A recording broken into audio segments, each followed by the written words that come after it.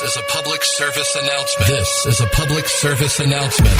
What you're about to listen to may make you yell, shout, smile, and even laugh out loud. Youth baseball players, coaches, and fans join the Slide Podcast crew on their journey to make baseball fun again. Hear stories from players of all ages, plus tips and tricks from coaches and scouts. Now, if you're ready, give us a loud play ball.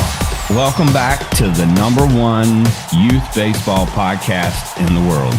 In the world. You are now listening to the Slide Podcast, and I'm your host, Coach Aaron, and I am joined by Coach Jen and Coach Allie. How are you two doing today? Wonderful. How are you, Allie? Another pretty good morning over here on the West Coast. Yeah, she just got up, and we're in the middle of our workday. And the same for our guests. I had breakfast, took the dog on a walk. I did my hair for once. There you go. Productive morning. Yeah, so far. Hey, that's what happens when you have a little bit of slide in your life, is you become a lot more productive. So, and now we're here. That's right. Well, very cool. So we have got an exciting guest today that's going to teach us a lot about travel baseball in a very positive light. But if this is the first time you're ever listening to the show, we want you to know that we're focused on youth baseball players, coaches, and parents. It is very important to us to see positivity out with our kids and seeing kids grow in a positive way. And so welcome to the Slide Podcast. So our guest today is Coach Justin. Justin joins us from Southern Oregon. I found Justin on TikTok, which I am still completely learning. So if anyone out there would be willing to help me, please email me, call me, text me, do something. TikTok message me. I don't care. But anyway, so Justin, welcome to the show, man. How are you? Well, I'm doing great. And thanks for having me. Yeah. So I happened to stumble upon you on TikTok, noticed your videos, and your videos was a little different than what I've been seeing lately. It was more of a positive approach to things. It wasn't necessarily mocking or making fun of travel baseball. It was really, truly trying to help someone. Yeah, well, basically what I do is I started doing this to document basically the team. Mm-hmm. About January, we kind of slowed down because we're a year-round travel ball team where we practice year-round. We take 2 weeks off after Christmas and New Year, and we take 1 week off for Thanksgiving. This year, we're adding an extra week. We're going to take the 4th of July off, which is a great weekend to play travel baseball. It's normally a 4-game guarantee because you get that extra day. Yep. We're taking it off and we're giving it back to the families because we play so much baseball. And that tournament on the 4th of July that we're going to back out of would have been our 12th tournament of the year. So just to give you an idea how many tournaments we play, we're going to be playing between 22 and 24 this year. We played 21 last year. And so in January, we don't play any tournaments. The boys they rest their arms. We have 9 kids out of 12 that pitch. They all rest their arms during the month of January. So they don't do any flat work or bullpen or anything like that, because we're really into arm care. And then what happens is we gear up for the season. But in January, I started downloading all these photos, and I came across a picture, and I sent it to you. And I'm looking at it, and normally during the game, after the game, I have to ask my son. I said, "Hey, how'd you do hitting?" Because I'm the hitting coach, and I'm the third base coach. And when you're on third base, you're kind of the maestro of getting the boys moving around from first to second so you can get them into scoring position, so pass balls and that kind of stuff. So I'm not really focused in on him and what he's doing. And so after every game, he always comes up and he tells me, I'm like, okay, yeah. And I can remember the hits. It's just that I'm constantly looking at the kids and trying to get them moving around the bases. So I come across this picture, and normally if you describe a situation, I can fill in before, during, and after. And that's just on a normal conversation. But this one picture, I looked at and I went, okay, that was August. That was a Sunday game, our first game in bracket play against the Phoenix Town Bucks. But I have no recollection of it. There's me on third base. My son's on third base. And I can't fill in the front or the back of it. And I was just like, man, I can't be taking these pictures because we're in year 3 and we're going to take these kids all the way through 18U. And I can't remember this. It's a picture. Yeah. And so I was, and it was only August to January. So we're only talking like 4 months. And so I was like, man, if I could only have a video. And then my brain spun and said, well, why don't you document with videos what you're doing? And I went, and then immediately I thought of storage space. I'm like, okay, I'm not going to buy a 200 terabyte solid state drive for my computer. My phone's going to get maxed out. And then I realized that social media saves all that stuff for you anyway. Yep. And so, of course, I started a YouTube channel so I could start putting all that stuff on there. And then I was just like, well, why not TikTok? Why not share this and create Travel Baseball Coach Justin? And then, and so I'm creating this thing for just Travel Baseball Coach Justin, even though I'm a hitting and third base coach for the Southern Oregon Generals, because it's just, I don't know if the parents want me to have their kids in there and that kind of stuff. Right. So I'm just doing this all about documenting the Generals, but anything that's posted on our Facebook page, I will reshare on my Travel Baseball Coach Justin page because it's already out there. Nobody's complaining and that kind of stuff. Gotcha. I really haven't gone to the parents to ask them if I can put them in videos and that kind of stuff. I'll wait till they kind of come to me is the way I'm going to do that. And then, but the thing is I started this by just documenting because I needed to see the videos, and the videos really, now when I go back to these ones, I think my first one was probably I've only been doing this for like 3 months now. And I go back to the first one and I'm like, wow, I'm glad I did this because I totally forgot about everything. Yeah. Anytime we travel, I make a map and I do what's called OTRA, which stands for On the Road Again. And of course, I play Willie Nelson's song On the Road Again. Perfect. Over that homage, and I call it OTRA hyphen and then where we're headed. And then about 20 seconds in, I do a map to show you the distance and the time it takes for this travel that these boys do. I usually take a picture, if it's That's awesome. me driving. Yeah. I usually have my son do it, but a lot of times me and my pitching coach, we both have daughters and our wives are taking them. We're usually in 2 different cities a lot this year. Mm-hmm. And so we've been riding together. And so I'll take a little shot of him and then the boys are just hanging out in the back. They're either on their switches or whatever devices that they have. Of course. And then I usually take a nice, beautiful shot of what we're traveling by. And the first one of those was headed down from Southern Oregon to Reno in February. We were in this valley as you cross the California into Reno, and you have mountains on both sides, and you're in this valley, and they're just all snow dusted, just new fresh snow, and bright sunny morning as we're going in, probably around 11 a.m.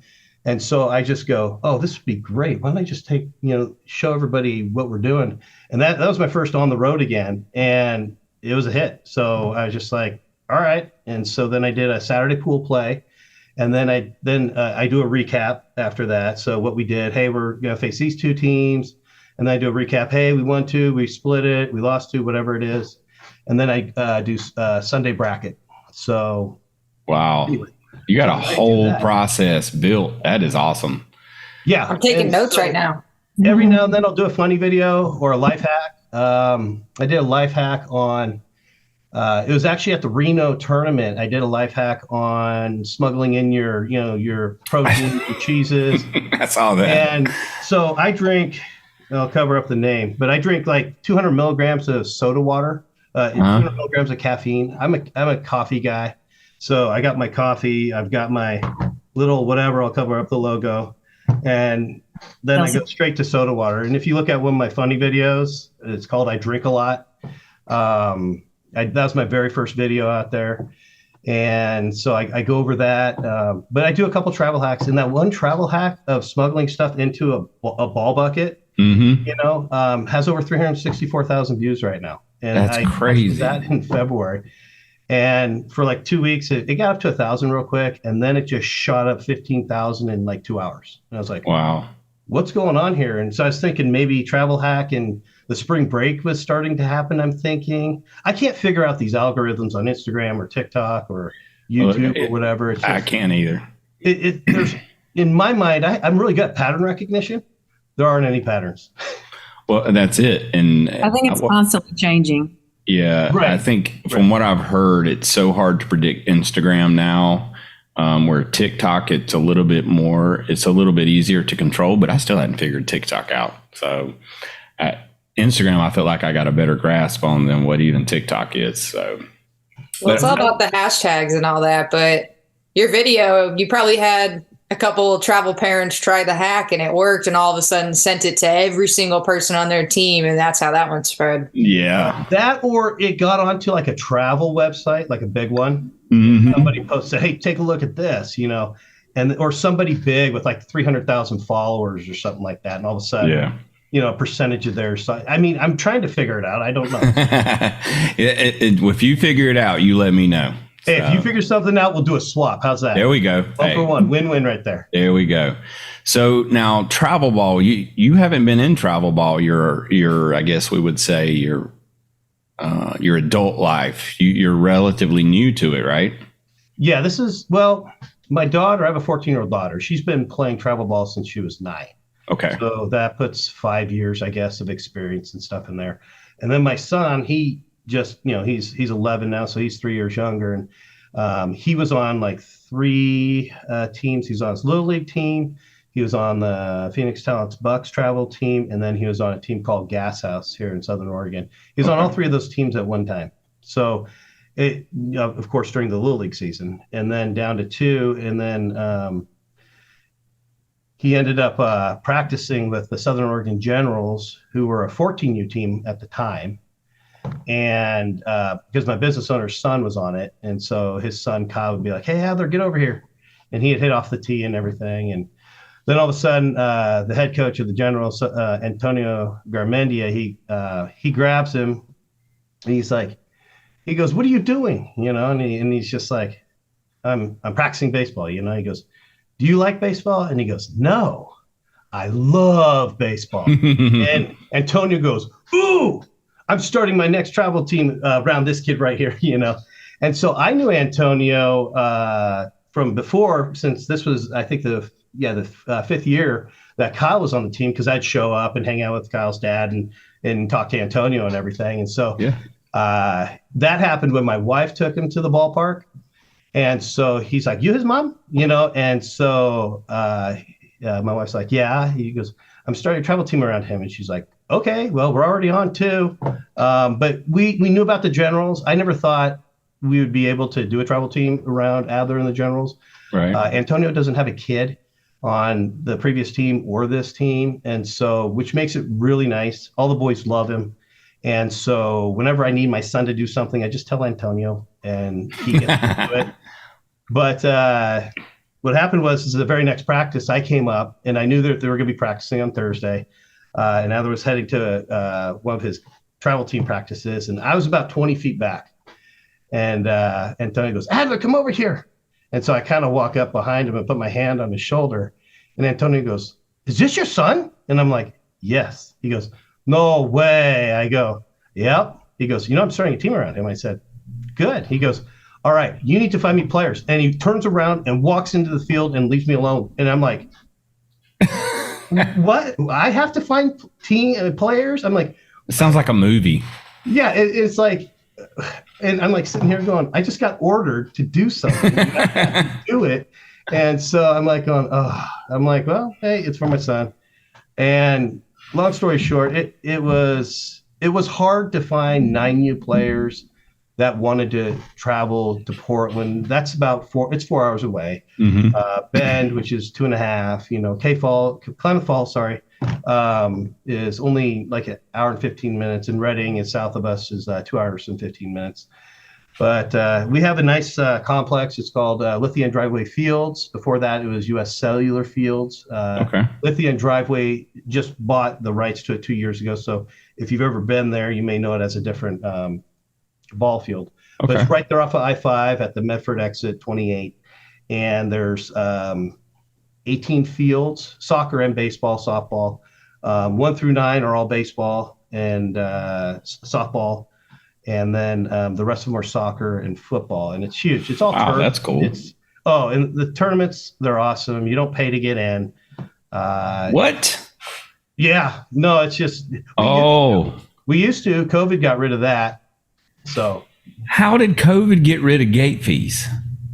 Well, this should be a headline right here. Instead of all the travel hack. I know. Well, I got another hack. So COVID, they would give each team 24 passes. So the boys could come in, and then coaches took up 3 of the passes. Mm-hmm. And then 21 passes went to parents of the players. And I'm like, this ain't right. So magically, we had as many passes as we needed. And so, without going into detail. And so I just told parents and I said, spread out. This is a big complex. Go down the first baseline, go down the third baseline, just spread out, walk between fields and that kind of stuff. And they did. And so our team never really was affected. And they did a good job spreading out that. It didn't look like we had more players or parents in the facility than needed. So, all right. Well, man. I'm going to tell you, that's what I hear more times than not about travel ball. And I'm working on building some tournaments myself with a couple partners. And that was the one thing that we took away from some of the surveys that we did was gate fees, because it's crazy. There's one other thing. I don't mind gate fees, but the stay and play is a lose for me. Yeah. Because you call up and you find out, oh, they're charging us $40 more than just calling up. And so that's $80 per room, and multiply that by 12 players rooms. I mean, you're at an extra $500. You know what? Just charge me $500 more for the tournament fee. And we're good. But to do stay and play, but the local teams, they don't have to stay. They got their house there and everything like that. They're dwelling or whatever. And they don't have to pay. And the stay and plays, I have 10 tournament organizations now. I've got 2 that do stay and play, and next year they're off our list because we have 8 other organizations, and I'm getting more. So what's the downside to the stay and play? I mean, it gives you a location that's central, I would assume, in most places. Right. Allie, you was making some faces there. What was that about? So, I mean, like, I don't like the state of play policy either, unless the hotel is at the ballpark, right? Like, if I'm walking out of my Justin, hotel room. I know, Justin. You don't care about what I drink? No. Okay. We have all kinds of. I got my Red Bull addiction. Right. It's okay. Go ahead, Allie. I'm sorry. Celsius, yeah.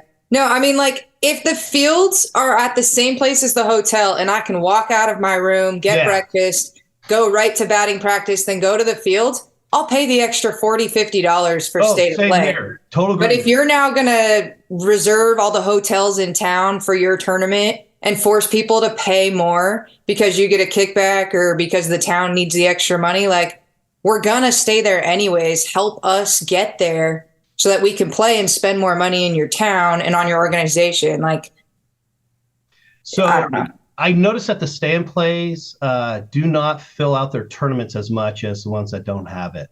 Okay. And so therefore, I know it's affecting the tournaments to fill up. You know, a lot of times you play 8 teams, depending upon how many fields you have per 10U, 11U, 12U, 13U. But sometimes they'll do 12, depending upon how many teams sign up. But when you do stay and play, I noticed that there aren't any 12-team tournaments. It's all 8 or 6, or you get people backing out, and then all of a sudden you're in a 4-team tournament, which is just a weekend round robin, as I call it. Yeah. So, which is fine. It's you're still playing ball, and the boys are going through the experience of traveling however far we go and that kind of stuff. So. Can you explain what stay and play is for those people who are listening that may not know what that is? Yeah. So stay and play is you join this tournament organization and you want to be in this tournament that they're hosting for a certain weekend at these fields. And when you do that, they ask you to either reach out to a third party that handles a block of rooms for that weekend for a group of different hotels. And so what happens is you get to choose. But each hotel, if you choose it, they add a RIP. A RIP means reduction or reduction in profit. But it's so if the room's normally $150, which if you can find a room right now for $150, I'm gonna update it for inflation. If a room's $210 a night, they'll add $30, 25, up to $40 onto that room fee by getting this block of rooms, right? And so then that money, that difference in the room fee or the cost of the room, usually goes to the tournament organization. And I'm all for tournament organizations making money and profiting. But it's just it seems sneaky And that's the reason I was like, put it into your tournament fee. So, Right. so here, and you don't have to put all of it. So if you have some local teams, right? And if it works out that all my away teams need to, pay us, let's say it was $480 they were going to get at $40 a room time. Oh, wait, that's actually $960 for the weekend. That's an extra grand, right? And you have 4 of those, that's $4,000 divided by 8 teams. Yeah, that's an extra $500 for the tournament.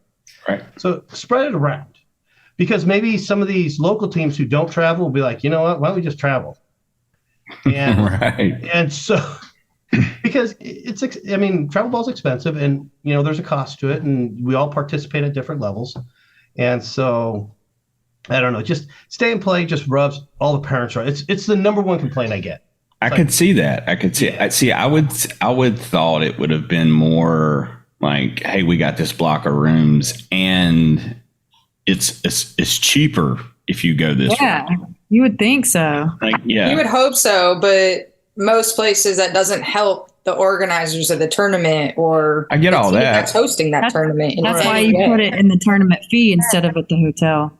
Yeah. Right. And you know what? If a hotel chain was smart, they'd offer that discount, but then charge the same rate without giving a discount, and give whatever that discount to the tournament organization. Yeah. There you go. I mean, if they were going to do that discount, bill me full, because if I call up, that's the same price I was going to get anyway. Give that discounted amount to the tournament director, and that's a win-win. Yeah. Yeah. Because you're not on the bad end of the stick there. I mean, that's yeah. Yeah. Imagine learned stay and something. play and then gate fees. Yeah.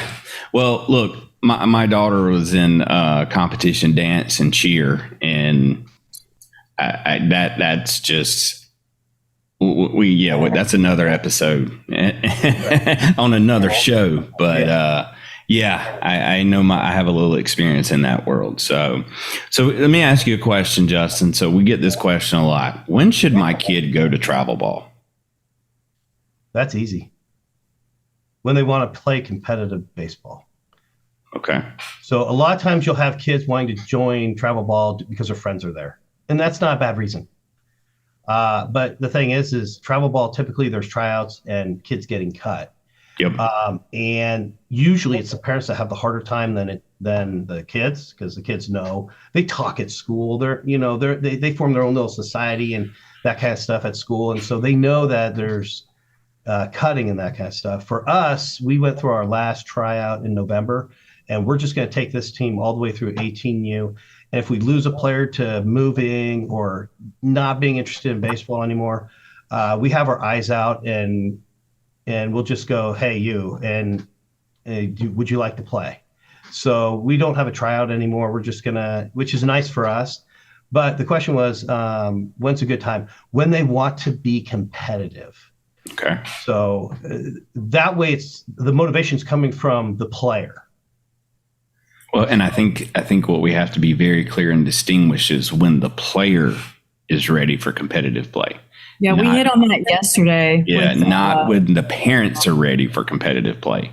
Because I see that being real, right?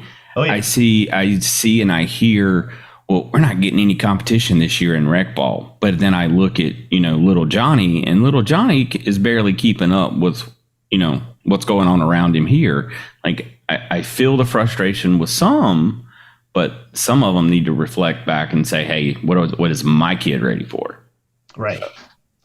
And then there's also that transition of whatever level of ball that they're playing. Let me give you my example of all the levels of baseball. Okay.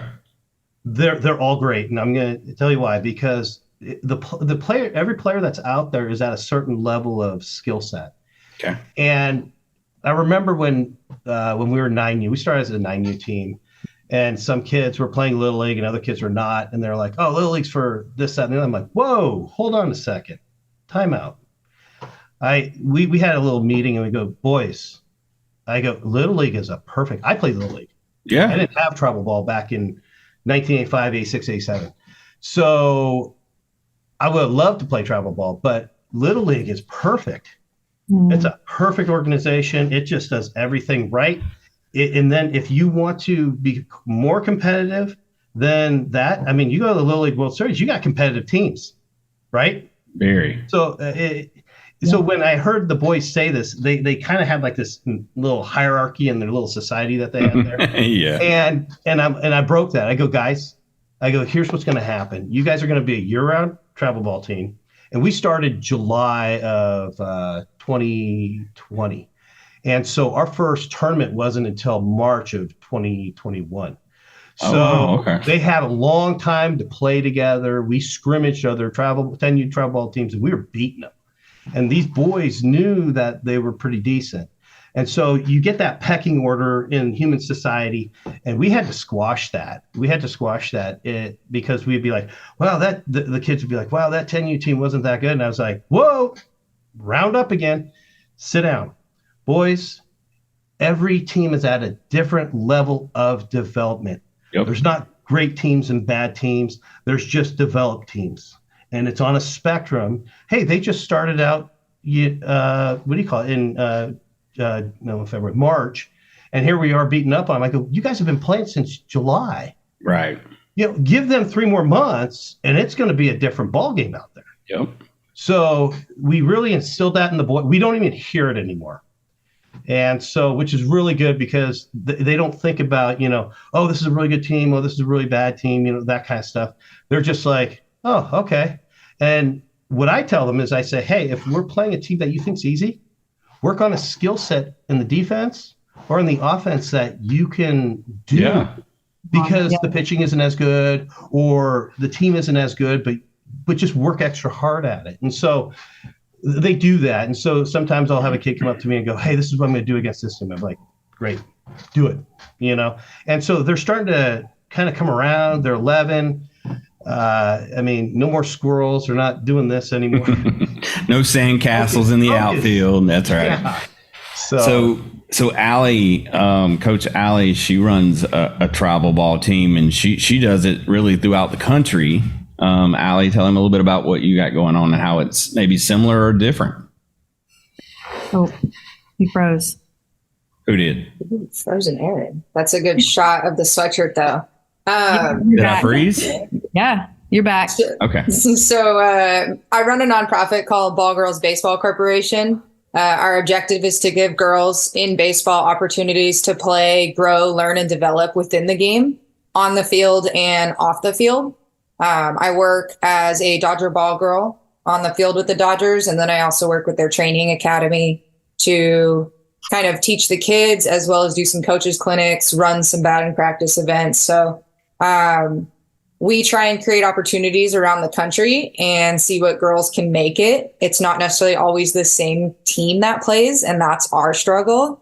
But our focus is really just connecting the girls. So if you have any girls in Oregon, let them know. But are you hopping on like a chartered bus and driving these kids everywhere, or are you expecting a couple of your coaches to pick up a couple kids here and there and bring them all together? Like, how does that work for you? For our team? Mm-hmm. Our team, well, the parents drive the kids. So I remember after 9U, we were going into 10U, and Antonio always gives this speech every year how everything's going to run. So they all hear it from his mouth, and it's not different. Every year it's the same speech. I could probably give it to you right now. But the thing is we're going to take these boys through 18U. That's and awesome. If it happens that, and then they're going to play high school baseball for sure, without a doubt. We're going to take those 2.5, 3 months off.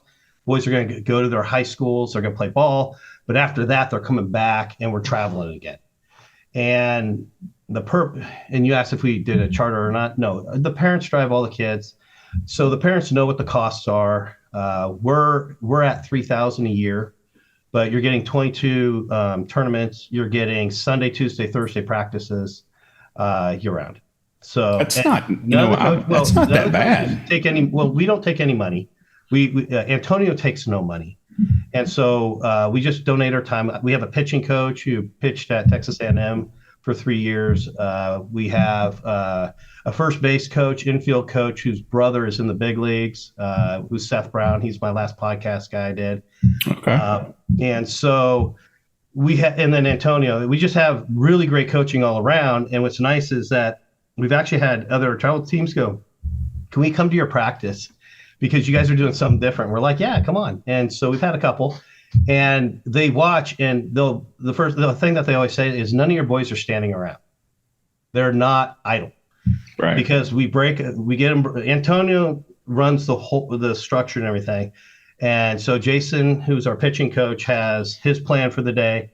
I usually have a plan unless Antonio says, hey, we need to work on this, and I know exactly what to do. And then he tells Dan, our fielding and first base coach, this is what's going to happen. And then he just kind of walks around looking at the different kids that need to work on certain skill set and reinforcing, work harder, you're not giving your effort, that kind of stuff. And then sometimes he'll take a set and there'll be just 3-3-3-3. But the boys are constantly working. And what's really funny is anytime we finish at about 2 hours, 2 hours and 15 minutes, the boys are like, that's it? Because normally they're moving. We go 3. And they're like, why we quit stopping so soon? And we're just like, it's okay. Sometimes you just need to not practice 3 hours in a day. Yeah. So that's awesome. Well, see, you know what? And I think that right there answers a lot of questions for parents. Like when you go sign up for a travel ball team, what's their plan? Like, do they have a plan for development? And it sounds like, I applaud you guys for the cost, the nonprofit approach to it.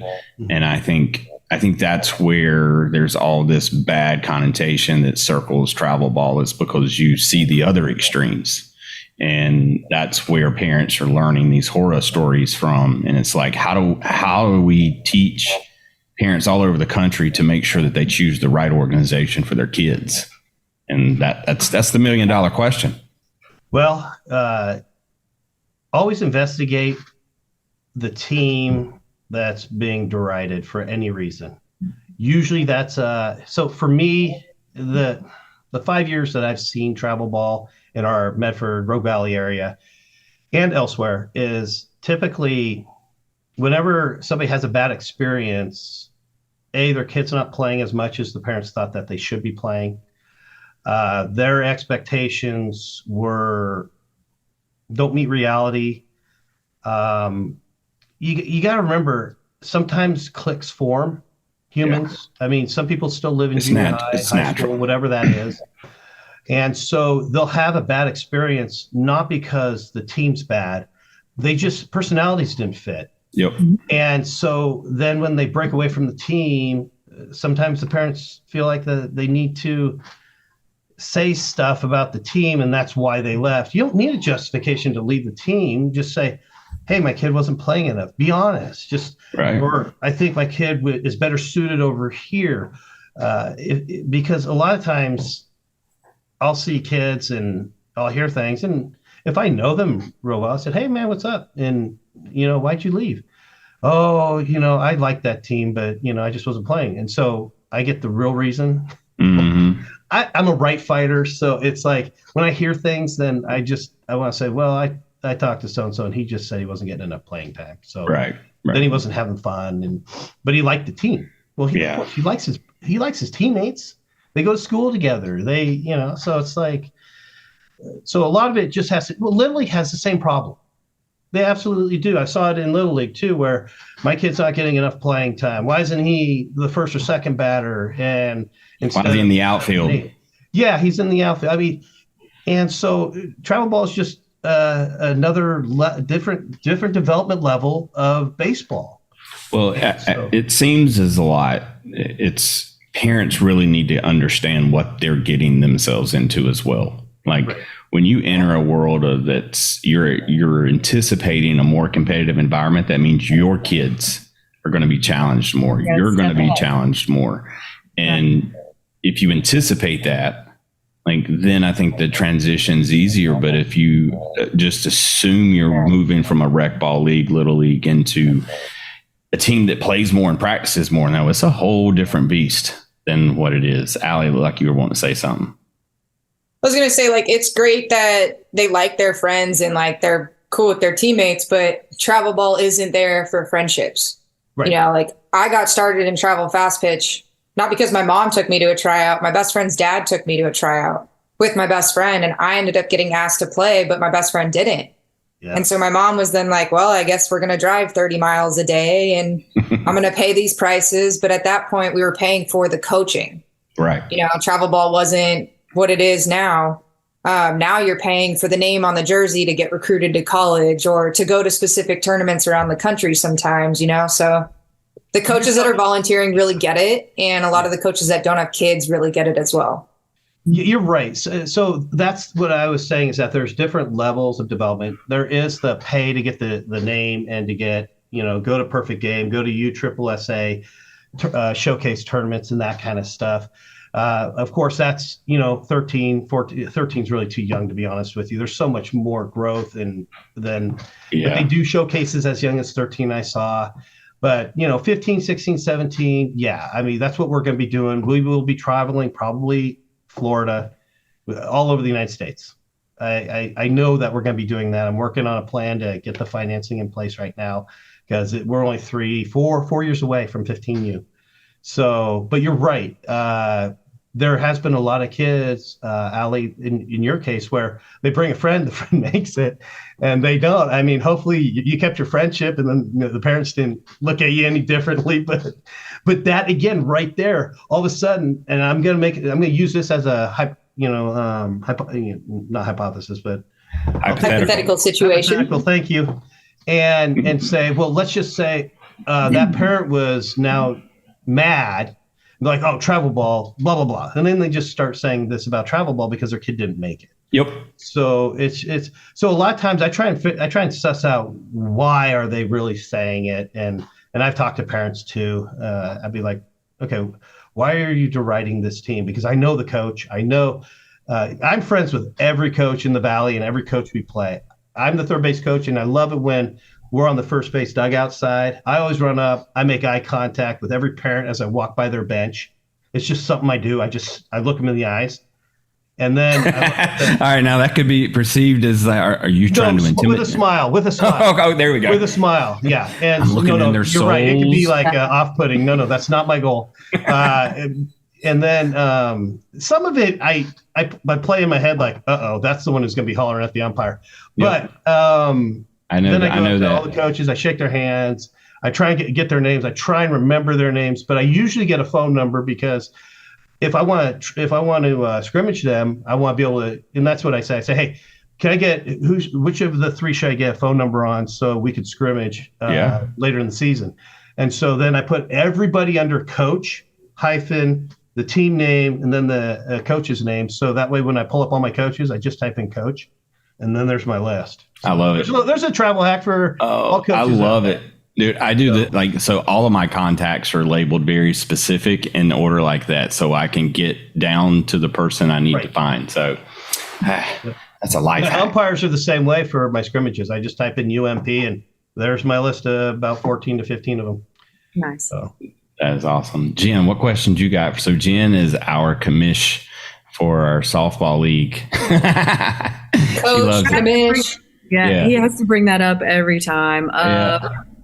No, I've enjoyed the conversation. I'm interested in looking at your Instagram at your hacks. So, is there what's been the best travel ball hack that you've found so far? Like that really has truly helped you guys along the way. Is there something with the bucket? What's the bucket one? Okay, so the bucket one is I work out and I have a special diet, and those concession stands cannot take way. Okay. So a lot of times I bring in these things with 200 milligrams of caffeine. I love caffeine. The kids ask too many questions at such a young age. The same questions. Cheers. I need to caffeinate. Yeah. I need to caffeinate. That's the only, and I can't go the other way with alcohol because I'd be thrown out of every game and the parents wouldn't like it, right? So I chose this drug of choice called caffeine. I actually made a video about it called I Drink a Lot. But you asked me, the bucket. So I want to bring these in. I want to bring in usually soda water. This is another one. This is just an off-brand seltzer water. I like seltzer waters. I don't like any of the high fructose or sugars and anything like that. And I eat a lot of protein. Like I got a video where I go in between game snack, and it's just me eating a chunk of tri-tip from the night before, And so my wife's like, why did you do that? And I was like, I'm giving other coaches ideas. Come on. Yeah. Roll. Yeah. And so I do that. I put that in there, and I eat cheeses, all sorts of proteins. And so you don't get that from the concession stand. And so we were down in Sparks, Nevada at the Golden Eagle Complex. If you ever go there, play there. I love it. It's a nice place, both softball, baseball, and everything. They hold national adult slow pitch softball tournaments there all the time. Oh, wow. And they said we can't bring in coolers. And I was just like, oh, okay, well, I'll make a travel hack. So I before the game, I drove down to Dick's and I bought Dick's bucket. And I'm like, I got to get my proteins in because we have back-to-back games. I can't leave. Yeah. And it started, I think, 11-1. So it's, I just had breakfast. It's going to push me through. So I did a little planning. And so I put that in there. I was like, you know what? Just make this a travel hack. And what was really interesting is in the email, it says, you can't bring in coolers. And then it put, however, you can bring anything that you can put into a cooler into a bucket. And I went, yes. What? So what I did is I made it look like a travel hack, which it is. But these guys were cool with whatever you brought in. Obviously not alcohol because they sell alcohol there. But what? You could put it in a bucket and take it in. So it's like, I'll make it a travel hack. And you know how many people are like, oh, great, give the tournament commissioner or whatever director a reason why we can't do things now. And I'm like, yeah, like you ever did this. I didn't fire back that. But, I had like 6 naysayers out of 364,000 people. So there's just always like this small amount of people who are like, who are viewing that going, hey, you gave away a sneak. And it's like, it really wasn't a sneak. They actually told me to do it. Yeah. So I just turned it into a video. You found 6 tournament directors that were like, damn, he's exposed us. There were ones better than mine that they comment on. Oh, you know what I did? I took my son's old travel baseball bag and fitted it as a cooler, and I walk in with it with his old bat and everything. They never look because that's a perfect idea. Dragging it in. Meanwhile, her kid walked in 2 minutes ago with his regular travel ball. I was like, that one's genius. Yeah. You know what? Saves you money. You're paying gate fees, so you might as well save a little bit of money at the concession stand. Yeah, and not get sick in between games. No gate fees at Golden Eagle Complex. No gate fees there. So that's good stuff. On the West Coast, we're starting to see gate fees go away. We are. I just noticed that this year. It's like, wow, gate fees are. I think people have complained enough. Now, at Big League Dreams, I don't know if you guys have that on the East Coast or not. I think you do, where they make these stadiums look like Yankee Stadium. Oh, I've seen pictures. I don't know that we've got any near where we are. Yeah, we have one in Redding. We have a couple in California and that kind of thing. Al, you know Big League Dreams, right? Yeah, we got a bunch in SoCal. They're all gate fees. So like $7. Yes. Yeah. And they give you a little token, though, $1 off token for food or drink. I know. Hey, see the eye roll? I love it. You know what? But I used to save up those tokens because I played slow pitch. So like you go rolling in with your bag and they're checking our bags. Yeah. They're checking them for alcohol, right? But I do the same thing. I bring in a little protein bar and they're like, hey, no outside food. And you're like, Are you kidding me? But you don't sell protein bars. Like, right. But the $7 gate fees every single day. I'm playing there 4 days. That's now $28.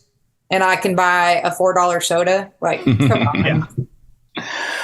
Well, you know what? I think there's going to be a new breed of youth baseball that's going to come in and change everything. I just have this inclination about. So, hint. And I'm all fine paying gate fees if they're redoing the fields in between games and the fields are really nice and they have extra amenities. The bathrooms are clean. But when I'm going to the bathroom at the end of a Saturday tournament and there's no toilet paper and I just paid 3 days of $7 gate fees, like in a porta potty. Yeah. Yeah, come on. So, there's pros and cons. Yeah, there's they don't charge gate fees either. I was going to say there's a nice complex in Eugene. It's 10U distance and 11/12U distance. So 50-70 and then 45-65. And it's all dirt and grass. It is immaculate. It's Willamette Valley Babe Ruth is who has that, but it's like the Howard complex, and they in between every game that dirt, it has a grass infield on both 10U and the 11 and 12U. So, which is really great because our boys don't see a lot of that. So usually just, softball field, dirt or turf. And this is real grass. They mow it down, Thursday, Friday before the tournament, and it is immaculate. And they don't charge gate fees. If they charge just a gate fee right there, I would totally be like, yes. I would too. Yeah, because then you start to see where the money is being invested in. Correct. And when you show up to the same complex and it's still in the same situation, missing lights, speak from it. Scoreboards that don't work. Scoreboards that don't work. Yeah. And I just don't want to get like a bad hop on game 3 of the day because they haven't dragged the fields, Right. There's 12 games going on the same field in one day. There's got to be some watering and drag. So. Oh yeah, well, you could see me out at some baseball fields with a landscaping rake going over the infield just because I'm trying not to have a player hurt. So, and then I'm telling the infielders like, you got to watch this area here. Like I can't fix this area. Like, yeah, I mean, see, that's the stuff I pay for. Like that, but it's a hard thing to ask for sometimes. I don't know. You guys got turf fields up in Oregon? Yeah, we do. That whole Lithia driveway fields is all turf. And then as you head north from Portland through Seattle, every high school has turf. Some have dual, some have turf and dirt. Some of these complexes, I went to Sherwood High School in I think it's in the Three Rivers League up there, but it's just southwest of Portland. And they have, it looks like a college campus. They redid the whole high school within the last 10 years. And they have 2 softball fields, a dirt and a turf. And they abut each other. And then the baseball fields are down below, turf and dirt, and they abut each other. And it's like, wow. I guess JV gets the dirt field on rain day. Hey, at least they got something. That's pretty awesome to have that. Oh yeah, and the reason why I bring up that one is because when we went there, I was like, Adler, this is where Adley Rutschman played high school baseball. He's like, really? I'm like, yep. Wow. So, the kid cool. With the Orioles. I like it. Yep, Oregon State. Yeah. Well, very cool. Well, Justin, what do you want to leave us with? What do you want to tell parents, players, coaches out there from your experience of being a travel ball coach? How can they help themselves? Ooh, okay. If you have a question, ask. Always ask, and you can start with the parents, but ask the coach that one coach who has who talks to the parents. That's a big one. For us, between Jason, Dan, Antonio, and I, we will actually tell kids to take a week off. And they won't even know. We'll just be like, dude, take a week off. I don't want to see you on Thursday. I don't want to see you Sunday. I don't want to see you Tuesday. I want to see you next Thursday. And just take a whole week off. And they're like, why? I still want to play. It's like, dude, you're dragging. You've been dragging the last 3. I go, it seems like mentally you're tuned out. So you need to allow the kid to miss. Because believe me, when they come back after a week, I mean, they're literally the next practice, they're chomping to want to be in practice. Bouncing. But we won't let them. And so when they do come back, you see this level of attention and everything just rise. And they're on that cloud 9 for a good month or two. And so, or unless they have a really great game or something like that.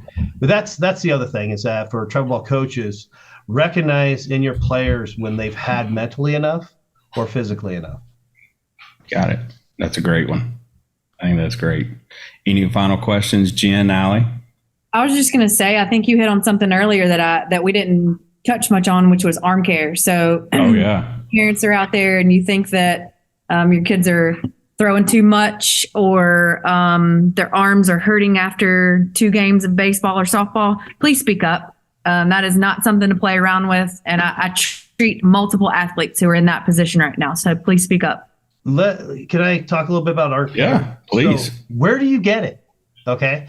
So what's really, right. There are people that know. I don't know. The one I stay away from pitching other than like hip mechanics that mirror baseball mechanics. If I see a kid they're not rotating the hip or whatever, I said, Jason, more hip or something like that.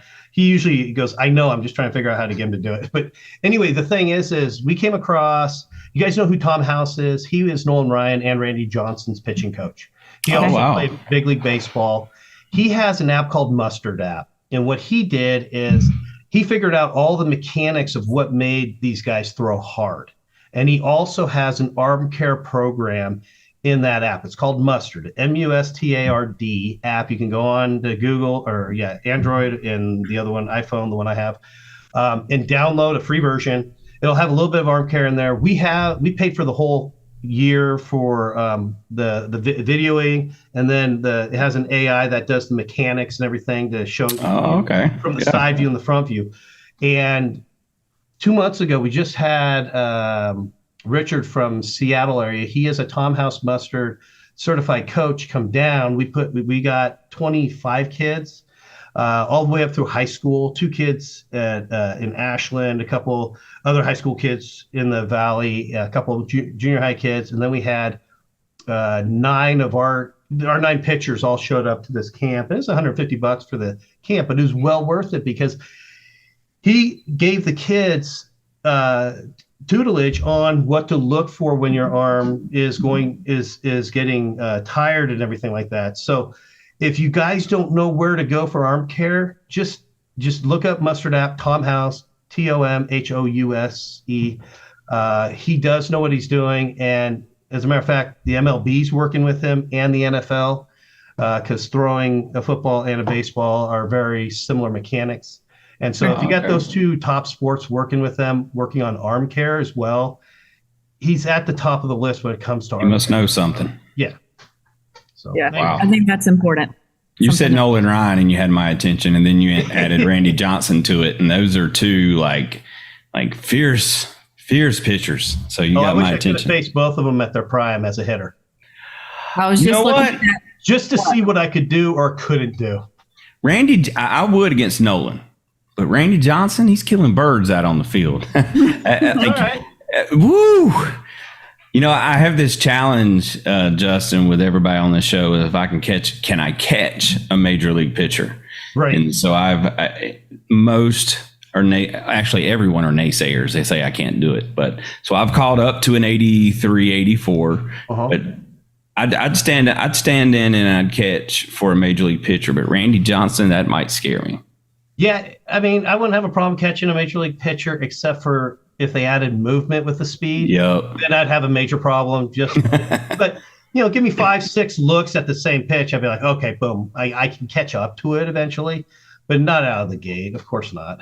Yeah, it's. I would love the experience, though. I think just standing and watching Nolan stare me down, that'd be priceless right there. So. Give you a little bow tie. I know it. Yeah. and then if I had a problem with it, it put me in a headlock and beat me down. So I'll never forget watching that video. Robin Ventura got 6 hits in 1 inning off of Nolan Ryan. He's the only guy to do it. So there you go. And Ventura is the one that went after him. So, I mean, it was. Gosh, that was talk about peer pressure. You heard the story about that, right? I don't know if I've heard I was watching the game, but no, what's the story? So Robin Ventura actually has like a little Instagram or TikTok clip on it. Mm-hmm. So apparently the 2 teams were like, hey, if he does something, go charge him out, right? Because I guess they hit one of their pitchers or batters or whatever. Right. And he talks about it. And I was shocked because he was really quiet about it for the longest time. So when I saw the video, I was like, wow, he actually spoke about this. Yeah. You got your butt kicked. Yeah, you know. But that's intellectual honesty on his part, saying, well, here's my side of the story. Yeah, I got my butt kicked, but I couldn't let my team down. So when he got buzzed, I guess, that's when he made the decision. I'm doing it for my team. And I'm like, wow, don't do it for you. Don't. Jen, have you seen this video? Team. All right. No, so you don't charge them out. Oh, you need to go watch. So it's Nolan Ryan and Robin Ventura. They Oh yeah, I've seen that. Is that when he gets in like this? Yes. Oh yeah. That's it. I've seen it. I was a Ranger fan at the time, and before I was a Canseco fan. So Canseco had went to the Rangers, so now I was a Rangers fan, and I couldn't stand Nolan Ryan before that. So then I was a Nolan Ryan fan, and I'm like, yeah, get him, beat him up. Oh yeah. But, man, that was a rough one though. That was like, to me, that's the mound charge visit, whatever you want to call it, that it just imprinted in my head. Like that's the one. Well, yeah, that's the helmet goes flying. David going after Goliath, and Goliath won. Yeah. I went to the Kingdom up in Seattle as a kid. My dad commanded the 124th ARCOM up there for reserve. And so we'd be able to stay on base, me and my brother, and play Nintendo while he commanded the unit on a Saturday and Sunday. And then we'd go watch baseball games Friday night, Saturday, and then Sunday. And Nolan Ryan, the Rangers came in, and Nolan Ryan was on that team. And I saw him I was down the third baseline, shagging baseballs during batting practice, and he was walking down the first baseline. I looked across the ball field and I went, that man is huge. I mean, he was huge across the field. And with other people he was walking next to.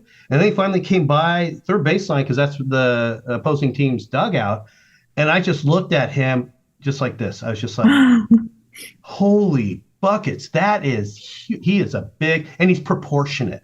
Yeah. He's proportionate. And I was just like, wow, no wonder he's country boy. Heat. Yeah. Yeah. Country boy. Yeah. Well, very cool. Well, Justin, man, hey, thank you so much for hanging out with us. Definitely love to have you back. Keep us in tune how this team does, man. I know you guys are getting started, but keep us in the loop and let us know how they're doing. Yeah, we will. I will. How about sometime after probably June-ish, maybe? Yeah. Because we'll be about halfway through our season with 11 tournaments then, and I could give you a running tally of how we did. Hey, that'll be great. And then we can bring a player or two on with you, and they can tell us how things are going. So we love to talk to the players as well. So, all right. Thank you. Thank you again very much for all of our listeners out there. Thank you for tuning in with us. Although we are the #1 youth baseball podcast in the world, you have a lot of options to listen to out there. So thank you very much for taking the time to give us a listen. If you've got a superstar, you got a kid out there that you want to have us talk to, a coach, a parent, send them our way. We're looking for positive energy all over the world. So, all right, Jen, we're wrapping it up. So, Justin, again, thank you very much. Tell us how we can find you on social media. Well, I'm on TikTok. Everything's Travel Baseball Coach Justin. So if you just type in Travel Baseball Coach Justin, you should find me on TikTok, YouTube, Instagram, LinkedIn, Twitter. And I have a podcast. So Travel Baseball Coach, go on Spotify. I got 5 episodes on there. Interviewed a Major League Baseball player, a Southern Oregon University hitting coach, and a couple 10U coaches from around the country, and a tournament director. So I just have 5 podcasts in, and I love doing it. I didn't know how addicting it is. It is. And so when we're done here, hopefully I could chat with you, Aaron, and a little bit afterwards. Of course. Well, awesome. Well, for everyone listening, thank you again. And until next time, Jen, we'll catch you on the slide. We thank you for toughing it out and pushing through. Now, let's go teach the world great sportsmanship, leadership, to go inspire someone through your dedication and excitement for the game. Make sure to smash the like and follow button on all social media at The Slide Podcast Show and The Slide Pod on Twitter. Plus, leave us a review and feedback. Until next time, we'll catch you on the slide.